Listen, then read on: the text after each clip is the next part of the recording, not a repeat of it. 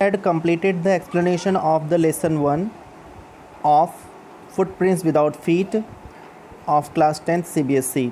The name of the story is A Triumph of Surgery. Today we'll pick up the point-wise summary and the detailed summary of this story. Let's move on to the video and look at the point-wise summary of this story. Point-wise summary. James Harriet stops his car and sees the poor health of Mrs. Pumphrey's dog Tricky. James Harriet जो कि एक wait हैं और इस story के क्या हैं, वो नरेटर और ऑथर भी हैं। तो जब वो ट्रिकी को देखते हैं, मिसेस पम्फ्रे जो उनकी एक एक्वेंटेंसीज में रहती हैं, जो उनसे वो परिचित हैं, तो उनके डॉग को देख करके वो बहुत ज़्यादा शॉक्ड होते हैं और वो अपनी कार को रोक देते हैं। He advises Mrs Pumphrey to put Tricki on a strict diet and make him exercise daily. वो मिसेस पम्फ्रे को एडवाइस करते हैं कि उन्हें जो है ट्रिकी को एक स्ट्रिक्ट डाइट पर रखना चाहिए and make him exercise daily, और उसे रोज़ डेली उसको जो है एक्सरसाइज करानी चाहिए। मिसेस पम्फ्रे कॉन्टिन्यूज़ टू ओवरफीड ट्रिकी, लेकिन मिसेस पम्फ्रे इस पर कोई अटेंशन नहीं देती, वो ट्रिकी को जो है ओवरफीड करती रहती हैं, विच वर्सन्स हिज कंडीशन, और जिसकी वजह से उसकी कंडीशन और ज़्यादा ख़राब हो जाती है।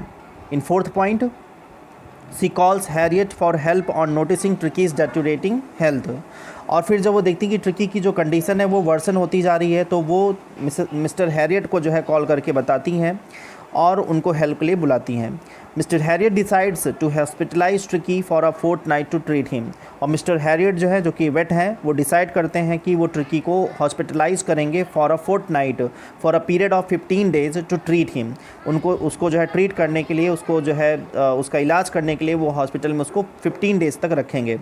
ट्रिकीज़ hospitalisation left Mrs Pumphrey and the helpers at home in tears, और ट्रिकी का हॉस्पिटलाइज होना दैट लेफ्ट मिसेस पम्फ्रे, वो मिसेस पम्फ्रे और उनके जो हेल्पर्स हैं, जो मेड हैं और जो सर्वेंट हैं घर के, दैट मेड देम सैड, उन लोगों को सैड कर देता है, and they all were in tears, और वो लोग काफ़ी ज़्यादा दुखी होते हैं।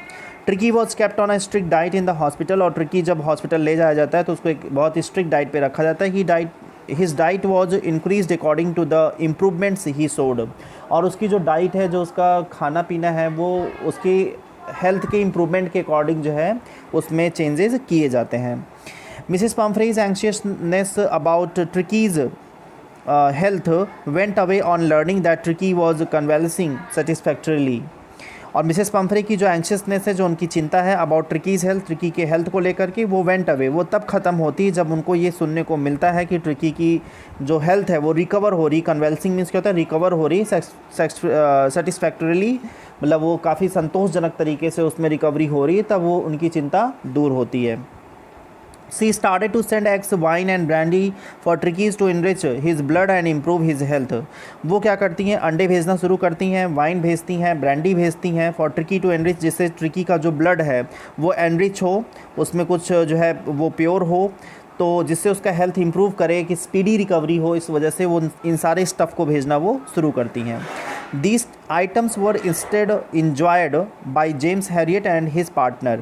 बल्कि ये जो आइटम्स हैं जो ट्रिकी के लिए भेजा करती थी, ये सारे आइटम जो है इन्जॉय किसने किया? जेम्स हैरियट ने, और उनके जो भी एसोसिएट्स थे, जो भी वहाँ पे हेल्थ वर्कर्स थे, उन लोगों ने इन सारी चीज़ों को इन्जॉय किया, क्योंकि ट्रिकी के लिए जो है जो ये इतना ओवर फीडिंग थी, यही उसकी बीमारी का कारण था। तो इस वजह से जो है वो इन सारी चीज़ों को ट्रिकी को उन्होंने नहीं दिया, बल्कि इसका पूरा इन्जॉय उन्होंने किया, वेट हैरियट ने और उनके जितने भी हेल्थ वर्कर्स हैं वो सब। Tricki was transformed from a weak fat dog to a hard muscled and agile one. Tricki जो है ही वॉज चेंज्ड, वो चेंज हुआ फ्रॉम अ वीक, एक जो वीक डॉग था, वो उससे जो वीक और फैट डॉग था, जो बिल्कुल मूव नहीं कर पाता था, बिल्कुल एक जगह लेटा रहता था, तो उस फैट डॉग से जो है वो चेंज हुआ एक hard muscled and agile one. Agile means क्या होता है? एक्टिव, एकदम जो एक्टिव है, निम्बल है, तो एक निम्बल और एक्टिव डॉग में वो कन्वर्ट होता है, वो चेंज होता है हॉस्पिटल में बिना किसी मेडिसिन के।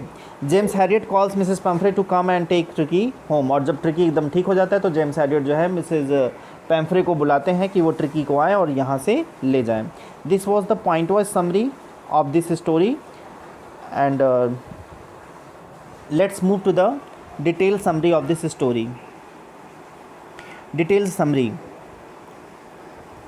The story starts when Mrs Pumphrey a rich lady takes the dog out for a walk.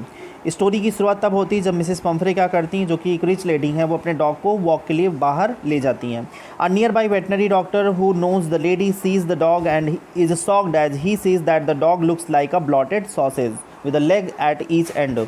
और यहाँ पे जो वेट डॉक्टर हैं, जो कि पास के ही डॉक्टर हैं, जो उस लेडी को बहुत अच्छे से जानते हैं, मिसेस पैम्फ्रे से जो चिर परिचित हैं, बहुत अच्छे से उनको जानते हैं, वो डॉग की हेल्थ को देख करके, डॉग के फिगर को देख करके बहुत ज़्यादा वो चिंतित होते हैं। और वो क्योंकि डॉग जो है बिल्कुल एक ब्लॉटेड सॉसेज की तरह से, एक फूले हुए मीट की तरह से दिखाई दे रहा था, with the leg at each and, जिसके पतले पतले सिर्फ टांगे दिखाई दे रही थी और उसका पेट जो है पूरा उसके बॉडी को कवर कर रखा था और सिर्फ उसमें छोटे छोटे उसके पैर दिखाई दे रहे थे।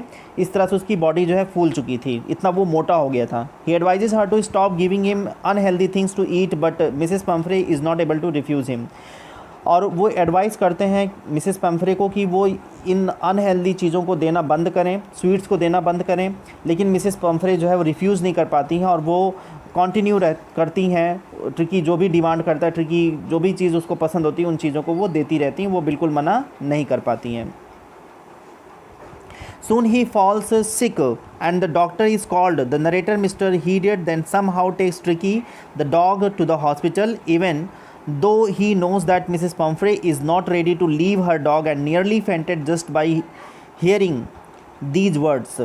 और जैसे ही उनको ये पता चलता है कि डॉग जो है बीमार हो चुका है, the doctor is called, doctor जो है the doctor is called, doctor को बुलाया जाता है। The narrator Mr Herriot then somehow takes Tricki, फिर मिस्टर हैरियट जो है वो ट्रिकी को लेके जाते हैं, the dog to the hospital, Tricki को जो है वो हॉस्पिटल ले जाते हैं।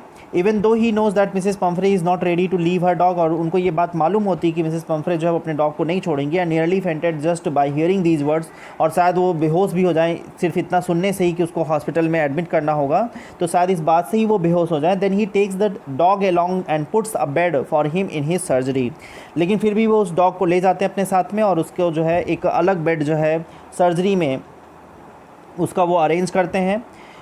मतलब बेड अलग अरेंज करने का मतलब यहाँ पे ये कि जो मिसेस पम्फ्रे जो है वो बेड देती हैं घर से, उन सारे बेड का वो यूज़ नहीं करते हैं, बल्कि सर्जरी में वो एक कॉमन बेड जो होता है, जो अदर डॉग्स के लिए होता है, उन्होंने उसको यूज़ किया। The dog doesn't move much nor Yeats anything for the first 2 days, और जब वो फर्स्ट 2 डेज ट्रिकी वहाँ पर था तो उसने कुछ भी वहाँ पर ना तो खाया ना ही कुछ वो मूव किया वहाँ पर, उसने बिल्कुल भी वो एक जगह पर ऐसे लेटा था, कोई भी आसपास की चीज़ों में उसने इंटरेस्ट नहीं लिया। On the second day he looks around and whimpers a bit, और जो है सेकेंड डे के लास्ट में वो क्या हुआ कि अपने चारों तरफ उसने देखना शुरू किया।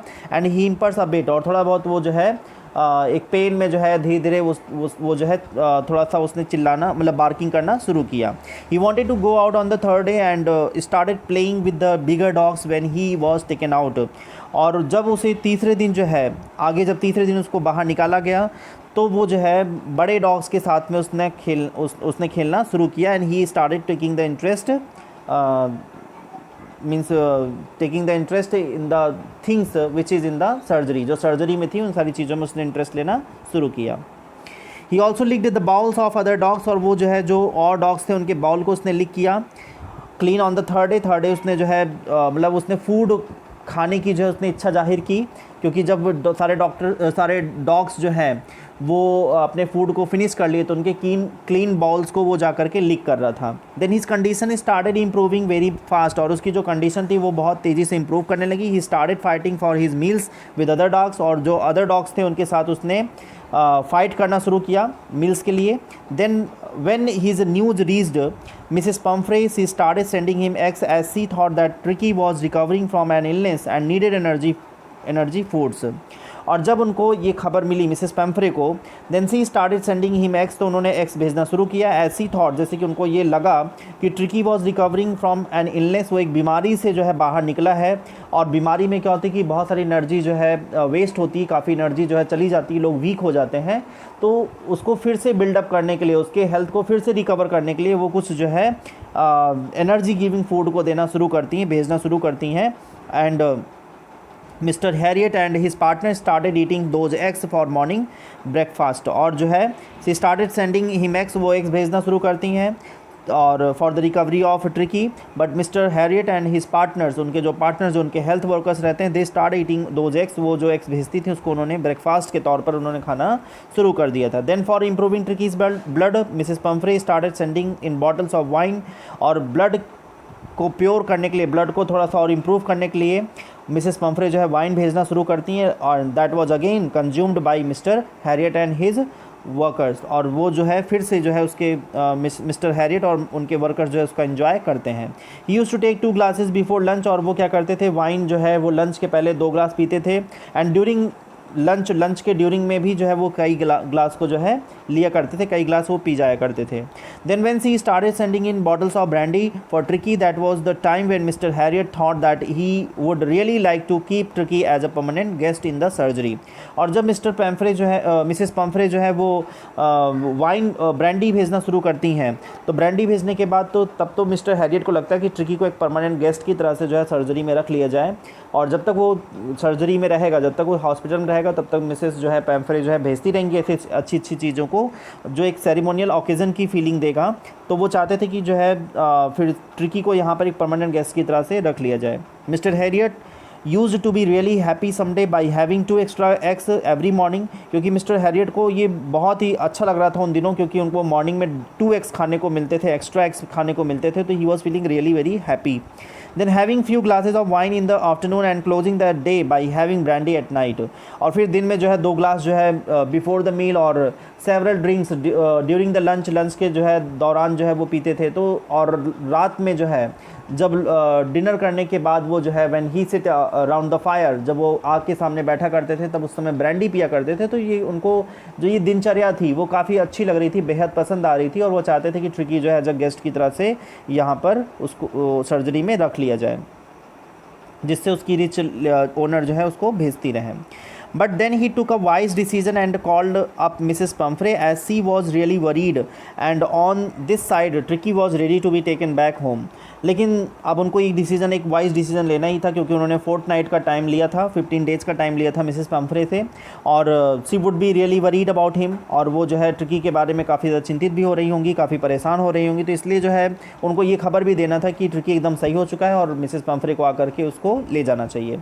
Tricky was really happy to see his mistress, Tricki जो है बहुत ज़्यादा खुश था अपनी मिस्ट्रेस को देख करके, and jumped into the car, और वो कार में जाकर के कूद पड़ा। यहाँ मिस्टर हैरियट के लैप से वो सीधे जो है कार में जाके कूद पड़ता है। Mrs Pumphrey said that she won't be able to ever thank him for what he had done, and also that his surgery had been successful as Tricki was now cured. और Mrs Pumphrey जो है जब वो देखती हैं tricky एकदम सही हो गया है, तो वो कहती हैं कि उनके पास she won't be able to ever thank, thank you जो है एक सफिशिएंट वर्ड नहीं है मिस्टर हैरियट के लिए, तो थैंक यू एक एनफ नहीं रहेगा उनको बोलना। और वो कहती हैं निश्चित रूप से जो है यहाँ की सर्जरी, यहाँ की डॉक्टर्स की टीम की एक ये जीत है जिसने ट्रिकी को बिल्कुल सही कर दिया। तो इस तरह से वो बोल करके जाती हैं और ट्रिकी को ले जाती हैं। This was all about the detailed summary of this story.